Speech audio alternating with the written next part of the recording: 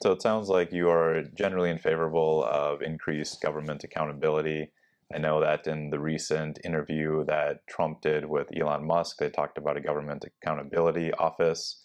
A couple of the other California Assembly candidates that have sat in these chairs over the past couple of weeks talked about how the state of California, and I would assume that this would apply to the federal government too, Yes. give billions of dollars to organizations, to nonprofits, but they don't put in any measurable metrics to figure out if those programs are actually solving problems. Correct.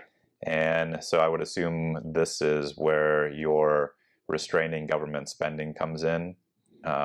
You would be in favor of setting up some kind of a government accountability office that would go line item through the budget and make sure that all of these programs are functional, and the ones that are not, stop the funding to? 100%. You got to look at the government spending the way you look at your house. If you don't have the money, you don't continue to spend. You live within your means, right? Or you try to figure out to get a second job or a third job, or to increase your income to be able to afford a certain lifestyle. So that's what is needed here, right?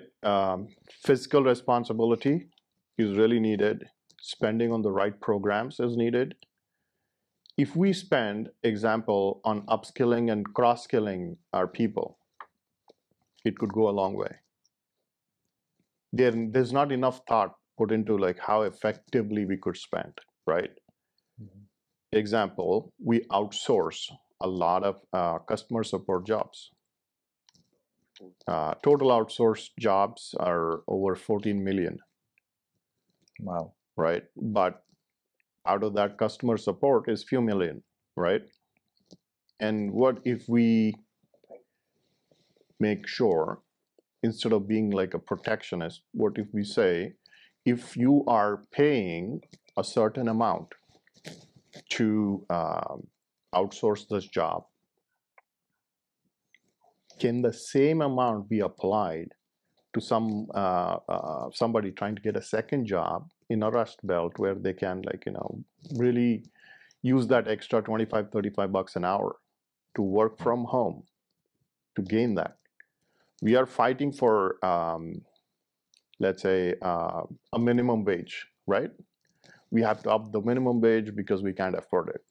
But has anybody put thought into bringing the jobs back, manufacturing jobs back, customer support jobs back? If you're paying a certain amount as a transfer pricing to get that done,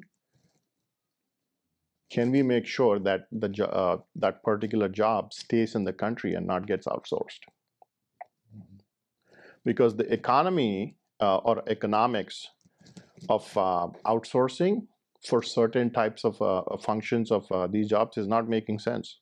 It's gone up from $25 to $35 average for certain types of jobs to be outsourced.